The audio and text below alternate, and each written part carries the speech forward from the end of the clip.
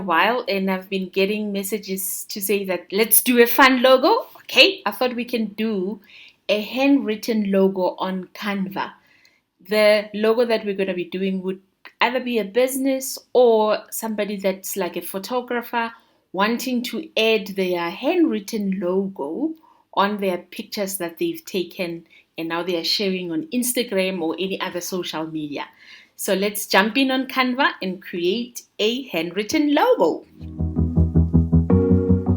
So what you would do is you would either create a design or go and create a blank logo canvas so that you can start designing. We're going to be using the fonts, the handwritten fonts that Canva provides. So we're going to go with a black background and we're going to press T to add text to our canvas, and we're going to make that a little bit big. We're going to make the first text 100 and we're going to call this an M. Once you've selected your M, you're going to click on the drop down where it says font.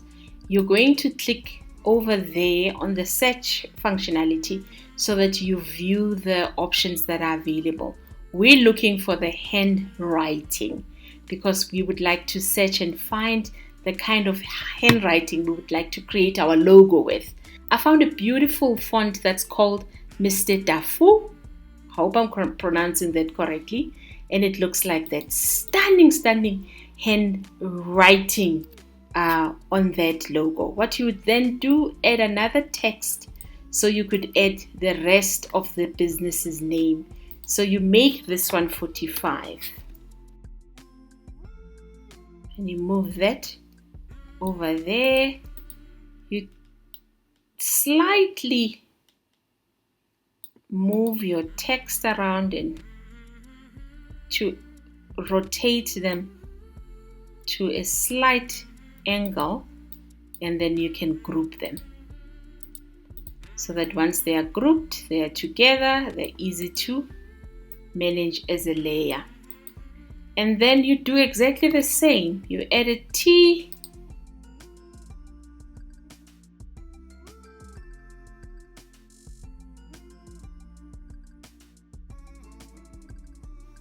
name of the company is done. You can group it and then you can change color to whatever color you want.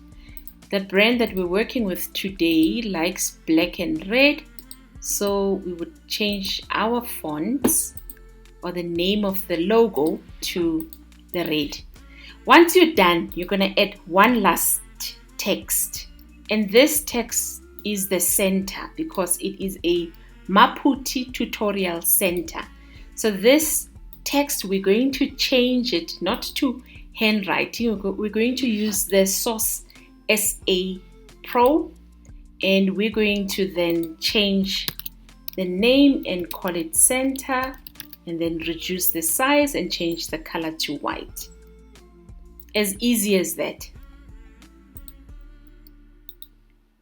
Then you move the center just below tutorial, and we've made it bold, and that is the logo for the company. So you could do exactly the same if somebody wants you to create their name, like I did with the other one where the name was Mandla Sitole. This one, Mandla Tabete. So you would do exactly the same. The only thing I would like to show you is this line that I had. You just go to your elements and you search for handwritten line like that.